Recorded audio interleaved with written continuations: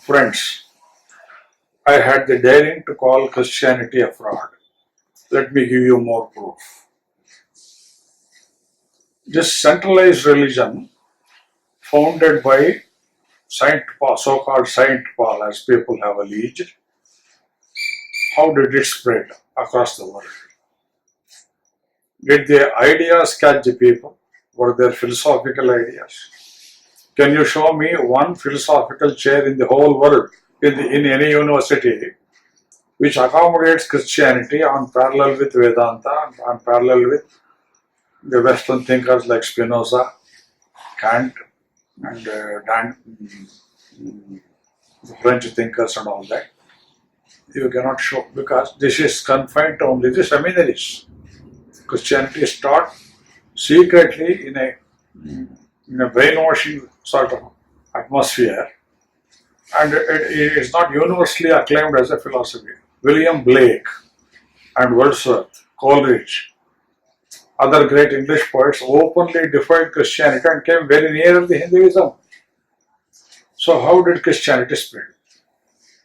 It spread by violence. This great book which I once showed to you, The Dark Side of Christian History, has abundant proof. Lots of labor have gone into the preparation of this book. You can verify it. One particular way of spreading Christianity was to burn the people alive who did not accept Christianity.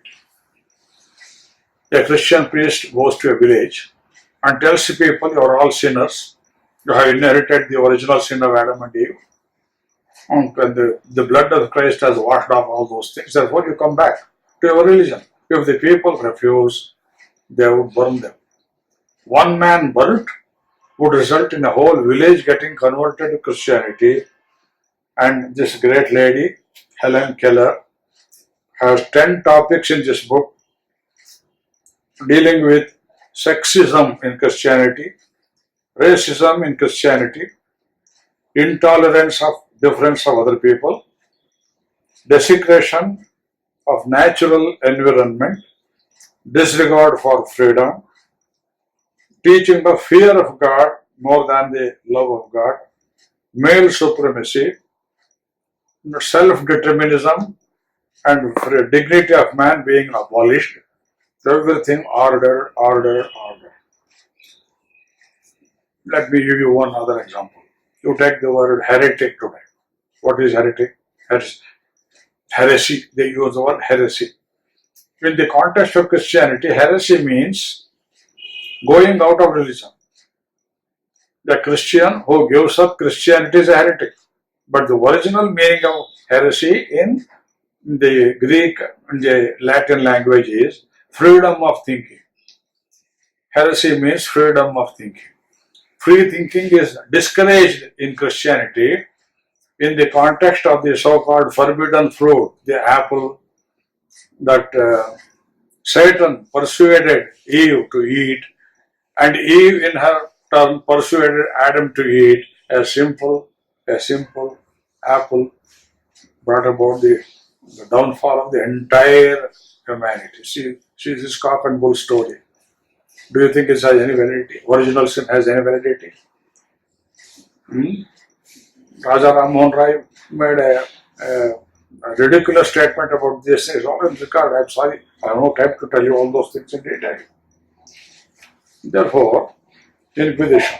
This continued until the 15th, 16th centuries, even in India, under the Portuguese who captured Goa. They burnt Indian priests alive in public squares at stakes, and then the so-called Konkani Brahmins and other people ran away to different parts of the world. That is how you have the Saraswatas and the Gauda Saraswatas scattering all over the world to retain their religion, to retain their originality. Let me give you another example.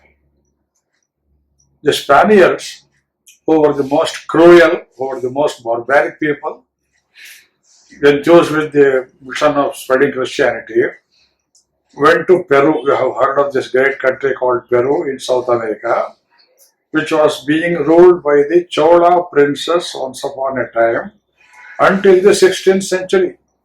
You read the great book by Bhikshu Chamanlal, Hindu America.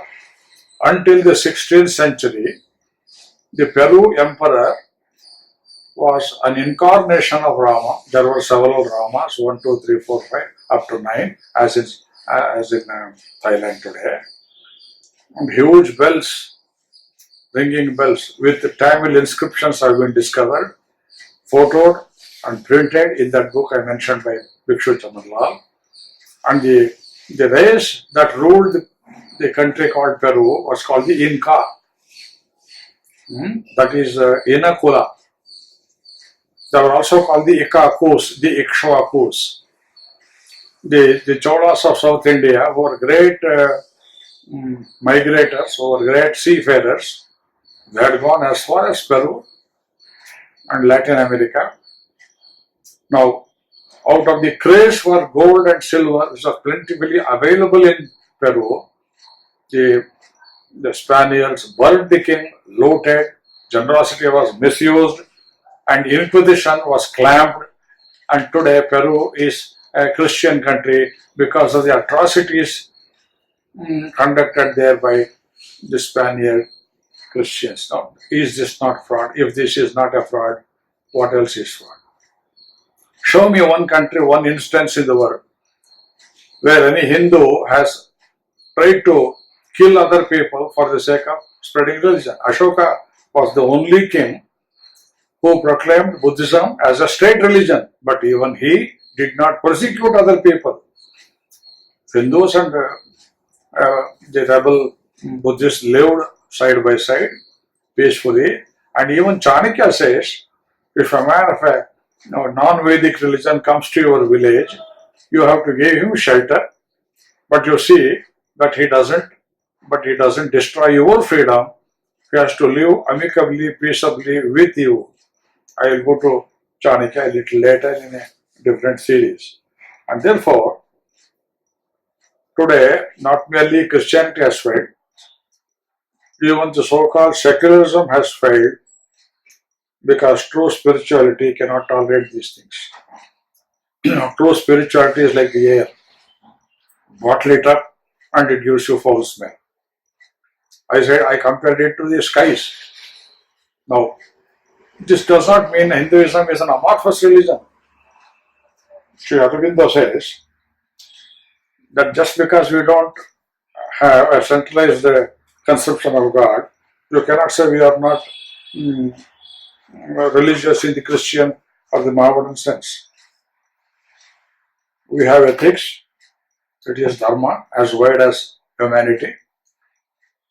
Our ethics is not the Christian ethics of burning, looting, raping and so on. Our ethics is in conformity with the normal principles of nature. Nature has evolution. Man has scope for evolution. And evolution is possible only when there is a freedom. If people are bottled up and regimented, you see, in an army, there is no freedom. We are fit only to fight and die. Ours is not to question why, ours is what to do and die. Tennyson says in a poem. In an army, in a regiment, you cannot question. That is why people are huddled. Why should people pray only on a Sunday? Why should people pray only on a Friday? Does not God exist on other days? Say, I have to tell this Archbishop, Mr. Archbishop, your God is an absentee landlord. He sits away, somewhere in an unknowable world of kingdom of God, and he rules the world by remote control. He rules the world by remote control. Whereas the Hindu God, Hindu Brahman, manifests himself everywhere in the world, in trees, in rivers, in mountains, in you and me, including you and me. You may be a Christian today, but your forefathers were Hindus. You are a Hindu.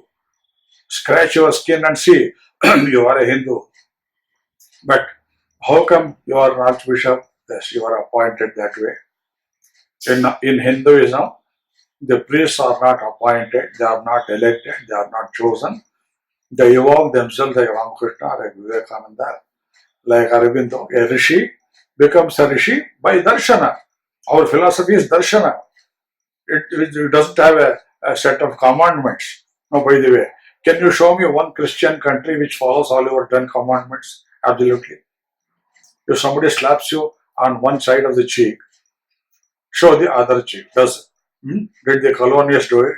Did Portuguese do it? Did the British people do it? Did the French people do it? Terrorism. Terrorism is inherent in centralized religions. Whereas in our religion, if this may be called religion in a non-Christian sense, we have a God who manifests himself in the duties of the world. A God that is everywhere, not merely omnipotent, but omniscient. There is an omniscient God. In Shandilya Vidya, the Upanishad says, Sarvam Khalvidam Brahma. It's not only Tattvamasi. Sarvam Khalvidam Brahma.